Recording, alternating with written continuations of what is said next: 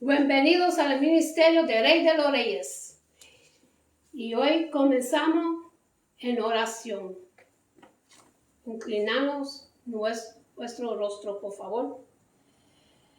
Padre nuestro que está en los cielos, santificado sea tu nombre.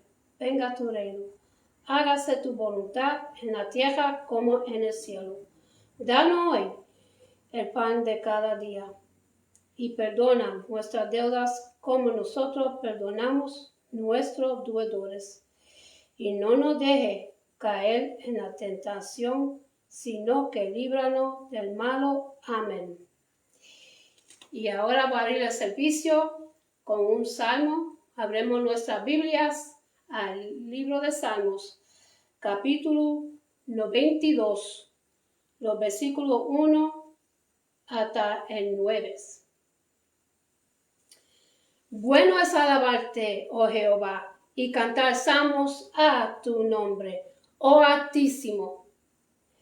Anunciar por la mañana tu misericordia y tu fidelidad cada noche, en el decadorio y en el salterio, en tono suave, con el arpa. Por cuanto me has alegrado, oh Jehová, con tus obras. En las obras de tus manos me gozo. Cuán grandes son tus obras, oh Jehová. Muy profundos son tus pensamientos. El hombre necio no sabe, y el insensato no entiende esto. Cuando brotan los impíos, como la hierba, y florecen todo lo que hacen iniquidad, es para ser destruidos eternamente. Mas tú, oh Jehová, para siempre eres altísimo. Porque he aquí tus enemigos, oh Jehová, porque he aquí permanecerían tus enemigos. Serían esparcidos todo lo que hacen maldad. Y ahora comenzamos con el sermón de hoy. Y el título de hoy se llama, mis hermanos, la palabra de Dios nos da descanso. Como semilla, la palabra de Dios tiene vida y produce fruto espiritual en la vida del creyente. Como espada, la palabra de Dios nos define de Satanás y nos escudriña. Como leche, la palabra de Dios nos alimenta espiritualmente. Como lámpara, la palabra de Dios nos muestra dónde debemos ir y qué debemos hacer. Como miel, la palabra de Dios es agradable y delicioso el creyente fiel. Como martillo, la palabra de Dios quebranta el corazón duro. Como fuego, la palabra de Dios purifica a los que la leen. Como oro, la palabra de Dios es de sumo valor y digno de ser. Como agua, la palabra de Dios nos limpia y purifica. Como espejo, la palabra de Dios muestra cómo es nuestro corazón. Hoy veremos por qué Dios dice que su palabra es como una espada y como esta verdad nos da descanso espiritual. La palabra de Dios nos da descanso. El libro de Hebreos, capítulo 4, los versículos 11 hasta el 13. La amonestación, Hebreos, capítulo 4, versículo 11.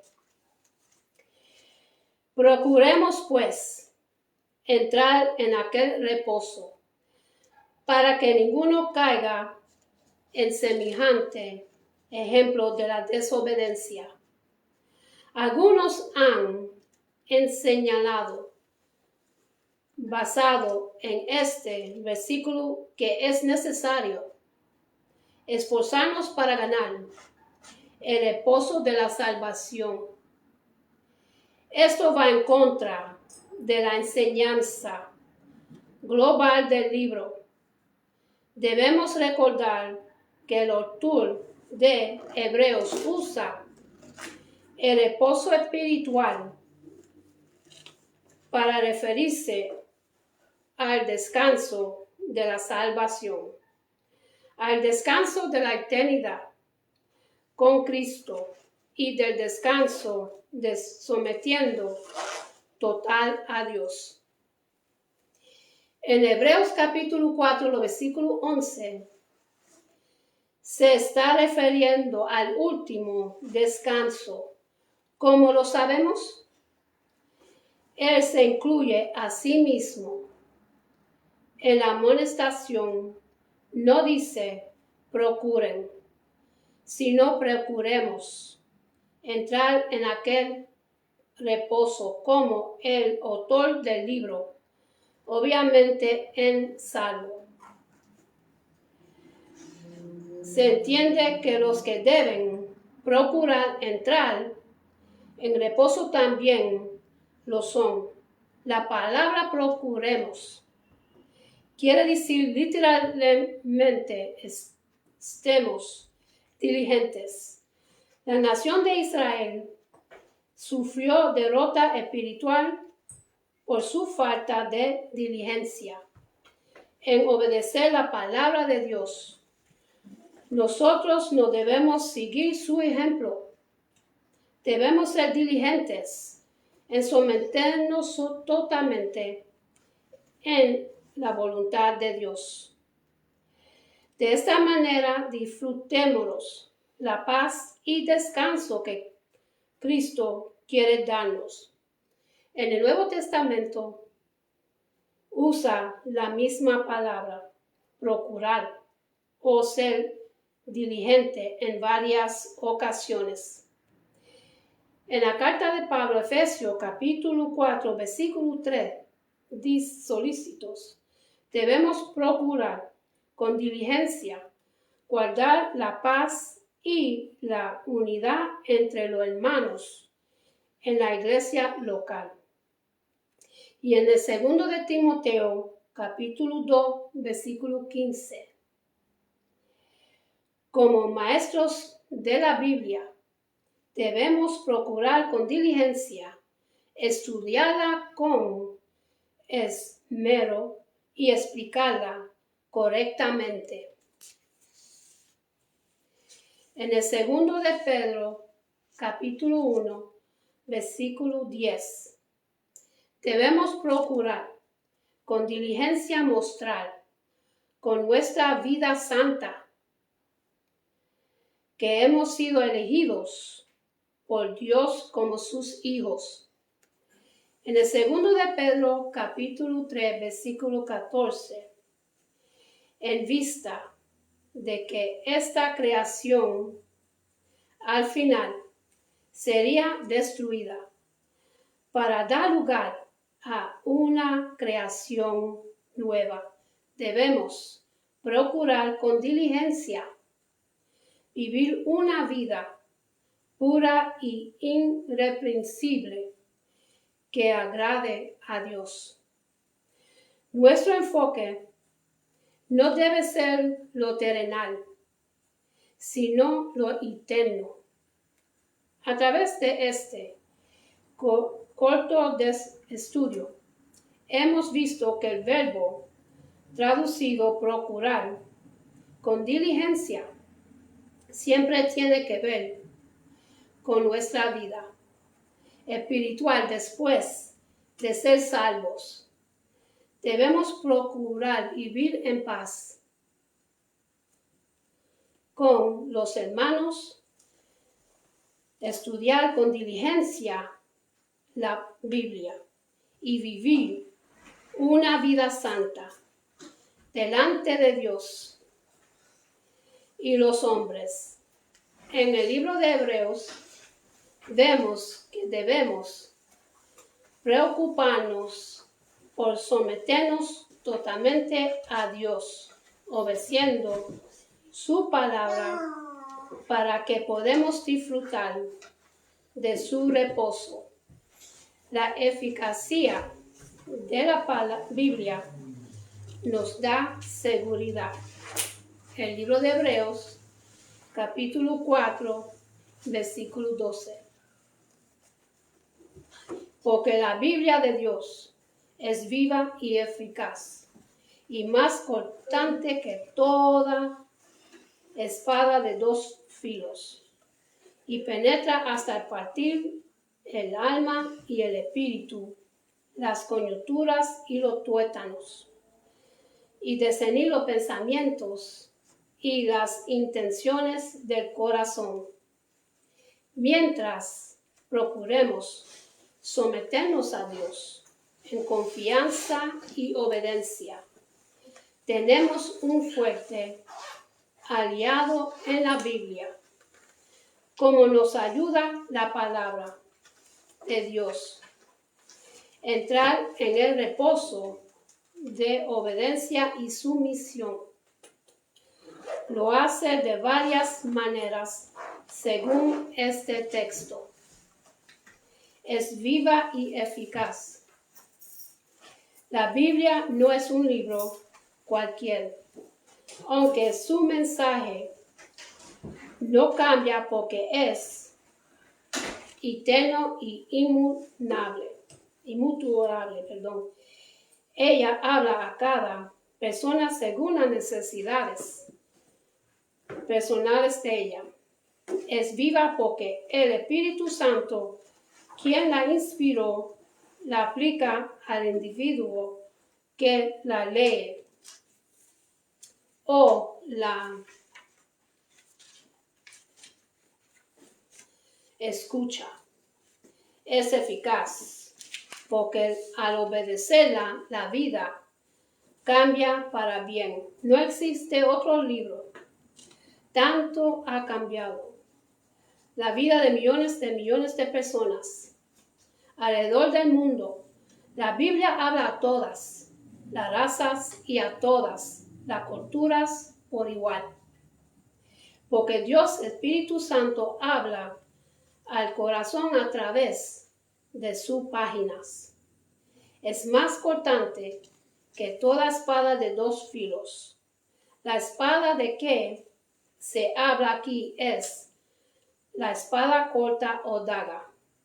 Los romanos usaban espadas cortas y dagas de doble filo para defensa y para pelear en espacios reducidos, en que es la Biblia como una daga de doble filo.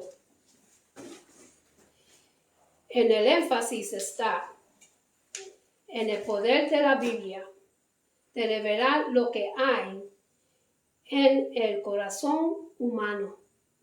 Todos nosotros somos un sancocho de emociones y motivaciones, algunas de las cuales sabemos y otras que son desconocidas aún por la persona que la posee.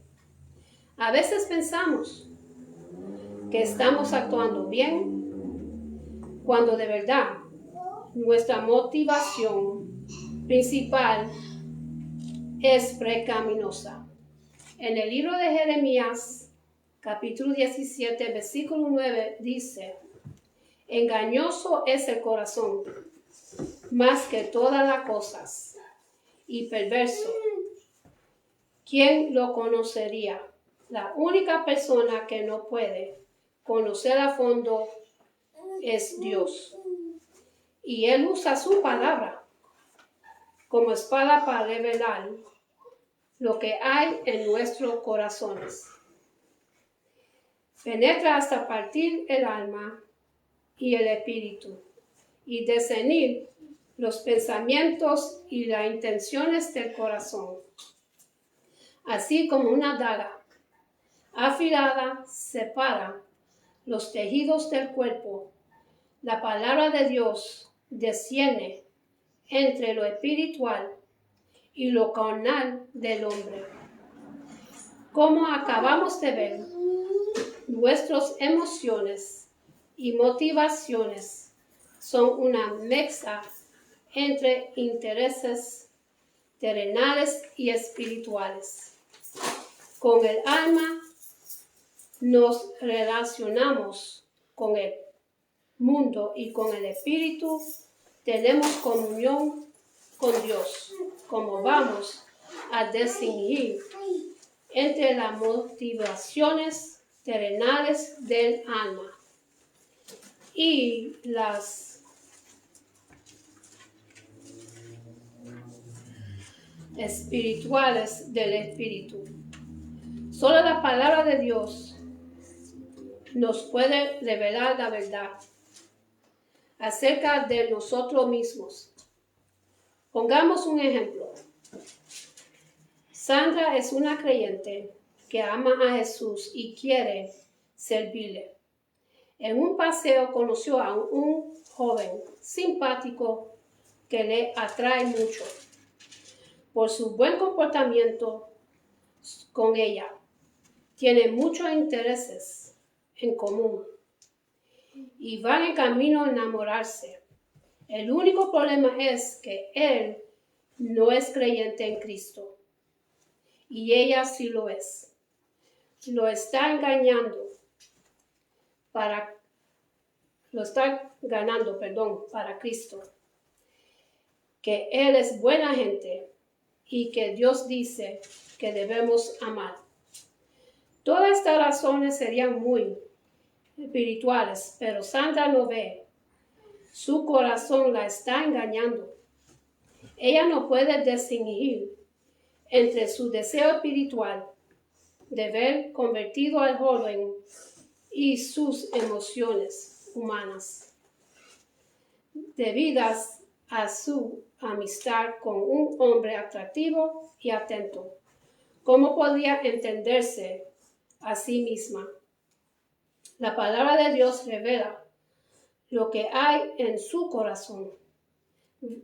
Versículos que pueden ayudar a Sandra a saber lo que está pasando en su interior y lo que debe hacer son en el libro de Mateo, capítulo 16, los versículos 24 hasta 27. También se encuentra en el libro de Mateo, capítulo 10, versículo 37 hasta 39. Y al 1 Corintios, capítulo 6, versículo 18 hasta el 20. Y también en el 2 de Corintios, capítulo 6, versículo 14 hasta 18. La Biblia también sirve de espada en otros sentidos. En Hebreos capítulo 7, versículo 54, al oír el testimonio de Esteban, el Sanhedrin, el concilio de los judíos, se enfurecieron, porque la palabra de Dios le mostró su error y ellos no querían aceptarlo. En Efesios capítulo 6, versículo 11 y el 17, la Biblia es nuestra principal defensa contra Satanás cuando él se acerca con dudas, intenciones a hacer mal y palabras engañosas. Lo atacamos con la palabra de Dios. Así hizo Jesús cuando Satanás lo tentó en el desierto y él ganó la victoria. En Mateo capítulo 4, los versículos 1 hasta el 11, Jesús no echó mano a su poder divino para derrotar al enemigo, sino al arma disponible al más débil creyente. La omnisciencia de Dios nos da seguridad. Hebreos capítulo 4, versículo 13. Y no hay cosa creada que no sea manifestada en su presencia, antes bien, todas las cosas están desnudas y abiertas a los ojos de aquel a quien tenemos que dar cuenta. Cuando piensan en la omnisciencia de Dios, algunos creyentes se sienten intranquilos, les parece medioso que alguien pueda saber todos los detalles de su vida. Algunos teólogos últimamente han tratado de evitar el problema diciendo que Dios no sabe el futuro en todos los detalles, porque no sabe cómo el hombre usaría el libre albedrío. Dicen que Dios está caminando con nosotros por el corredor del tiempo y que ni Él ni nosotros sabemos cómo se va a resolver todo. Esta teoría no concuerda con lo que está revelado en la Biblia. En ella vemos que Dios conoce los secretos del corazón en el libro de Salmos, capítulo 44, versículo 21. Conoce todas nuestras acciones, aún las más sencillas. El libro de Salmos, capítulo 139, versículo 3. Y conoce lo que vamos a decir antes que lo digamos. Libro de Salmos, 139, versículo 4. Además de esto, de los centenares de profecías cumplidas en la Biblia, todas se han cumplido al pie de la letra. ¿Cómo pudo hacerse esto si Dios no conoce el futuro? En verdad, en vez de espantarnos de la verdad de Dios, conocer al fondo debemos ser casa de gran confianza y regocijo, porque varios motivos. Dios me conoce y me ama a pesar de todo, porque nos alegramos con atención cuando vamos a ser presentados a algún desconocido, porque nos portamos de manera más correcta en público que en las casas. ¿Por qué tenemos miedo de que otros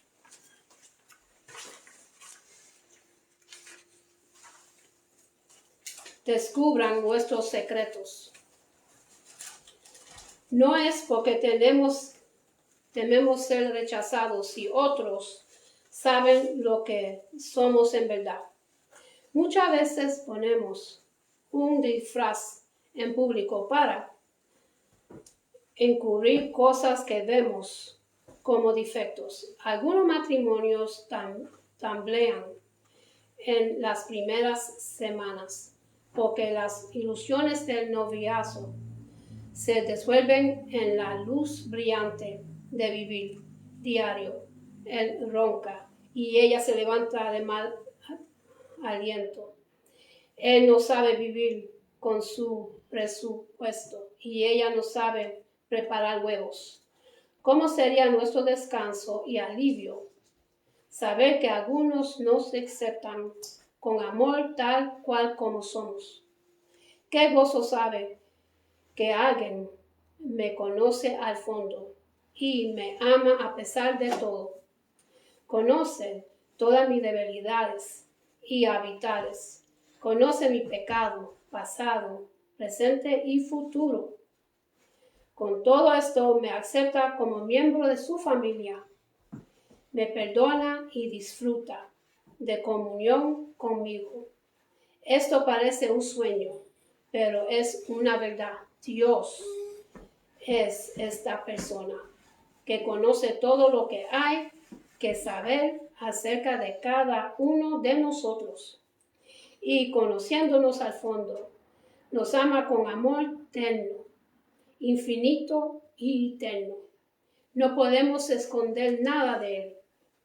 Y no importa por qué, nada va a cambiar en la más mínimo de su amor.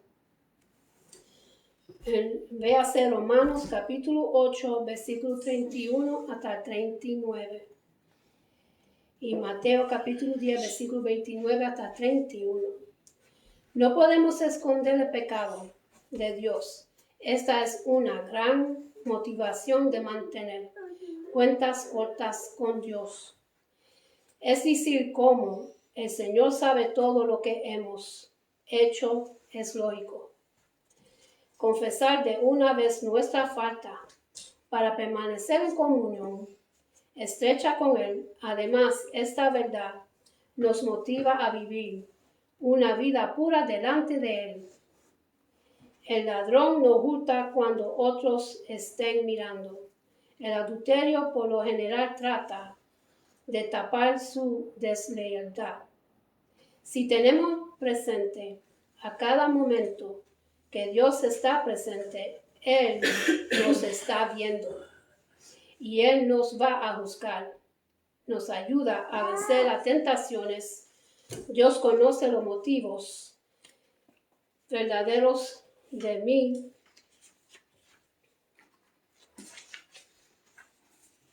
corazón. ¿Cuántas veces has querido hacer bien y otras personas han malinterpretado tus intenciones?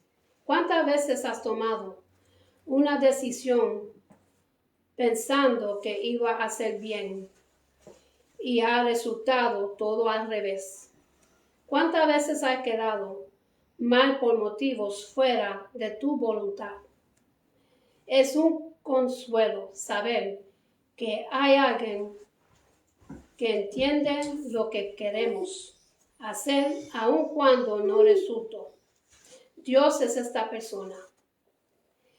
No lo podemos engañar y Él tampoco malinterpreta nuestras acciones.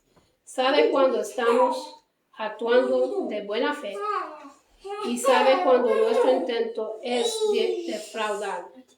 Podemos descansar en su justicia porque conoce todos los hechos. Esto nos trae al último punto. Dios hará justicia perfecta basada en su conocimiento perfecto. Podemos dejar las ofensas en las manos de Dios porque Él conoce todo lo que sucede en el caso. Conoce nuestro corazón y conoce el corazón del ofensor. Conoce todos los motivos detrás de la ofensa y de parte y parte. Es por este motivo que Dios nos prohíbe a cobrar venganza. Nuestra venganza nunca es justa, porque estamos juzgando desde nuestro punto de vista sin tomar en cuenta el punto de la vista del otro. Dios, en cambio, ve todo y es santo y así puede juzgar recta y imparcialmente. La comunión con Dios nos da descanso. Hebreos capítulo 4, los versículos 14 hasta 16. La obra de Jesús nos da seguridad. Hebreos capítulo 4, versículo 14. Por tanto, teniendo un gran sumo sacerdote que traspasó los cielos, Jesús, el Hijo de Dios, tengamos nuestra profesión. Tenemos gran consolación en la palabra de Dios y en la omnisciencia de Dios. Ellos nos dan seguridad y nos animan a ser diligentes en la vida espiritual. En adición, tenemos un gran sumo sacerdote que ha vencido este mundo y que está en el cielo.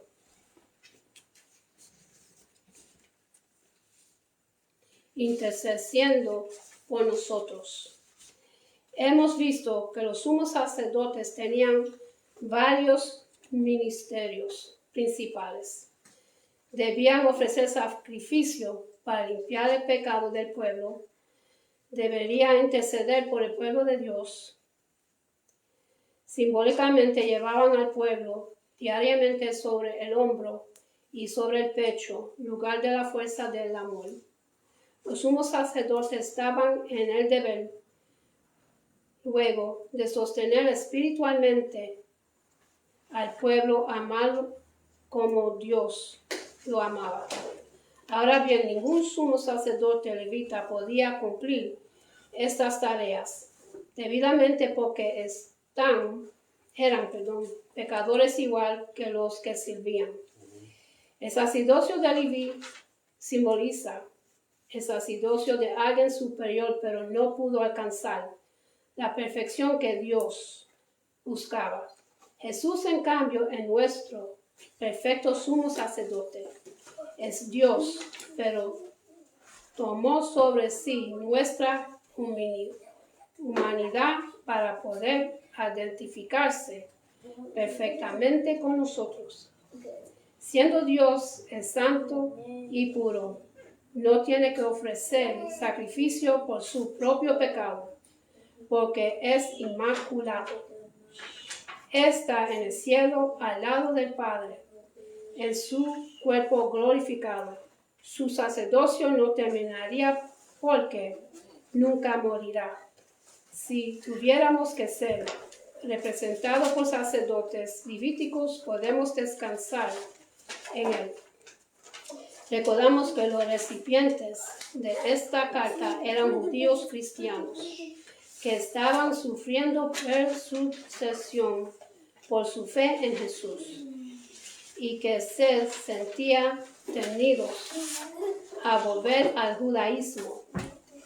La palabra en el libro de Hebreos, capítulo 4, versículo 14, hablarán al corazón de ellos, aunque en este tiempo ellos podían haber regresado al templo, ofreciendo animales en sacrificio, no tuvieron por hacerlo, porque Jesús mismo había ofrecido el sacrificio perfecto.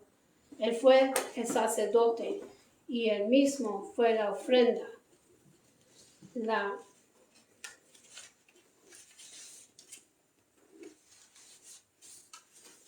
fe de los judíos creyentes debía permanecer firme en la obra completa de Jesús. La victoria de Jesús sobre la tentación nos da seguridad. Hebreos capítulo 4, versículo 15. Porque no tenemos un sumo sacerdote que no pueda compadecerse de nuestras debilidades, sino uno que fue tentado en todo según nuestra semejanza, pero sin pecado. Los sacerdotes levitas debían haber tenido compasión con la gente pecadora, porque ellos también eran pecadores y sabían lo difícil es resistir la tentación. Sin embargo, muchas veces no tuvieron compasión, sino juzgaban ásperamente al pueblo. El sumo sacerdote Elí es un ejemplo de esta actitud. Condenó a Ana por estar borracha cuando ella estaba orando con fervor al Señor. Y eso está en el 1 de Samuel, capítulo 1, versículo 9 hasta el 18. Caifás es otro ejemplo de un sumo sacerdote injusto. En su orgullo y ansia de poder condenó a muerte al inocente Hijo de Dios. ¿A cuántas otras personas habrá sacrificado sobre el altar de su ambición? Nuestro sumo sacerdote, en cambio, es compasivo y tierno. Con nosotros, siendo Dios, se hizo hombre. Nuestra carne y nuestras limitaciones fue tentado en todos los aspectos que somos tentados, nosotros pero sin pecar. Cuando dice que Jesús fue tentado en todo según nuestra semejanza, no quiere decir como enseñar a algunos que él fue tentado a participar en perversiones, ni que sintió inclinación alguna hacia el pecado. Quiere decir que Jesús tenía necesidades tanto emocionales como físicas, igual a nosotros. Él sufría cuando faltaba alguna de estas necesidades. Sufría hambre, cansancio, sed a un nivel físico. Y Él es el perfecto sacerdote, el Hijo de Dios. Con esto termino esta parte de sermón. Y para los que quieren recibir a Jesucristo en su corazón, repiten conmigo la oración de salvación, para que su nombre esté escrito en el libro de la vida. Padre Celestial, en el nombre de Jesús, yo me arrepiento de mis pecados y abro mi corazón para que Jesús venga dentro de mí. Jesús, tú eres mi Señor y Salvador. Creo que moriste por mis pecados y se levantó de los muertos. Lléname con tu Espíritu Santo. Gracias, Padre, por alabarme en el nombre de Jesús. Amén. Con esto lo dejo, mis hermanos. Que Dios me los bendiga, me los guarde. Que tengan una buena noche y buen amanecer. Y acuérdense de darle gracias a Dios por otro día más de vida. Y hasta la próxima. Amén.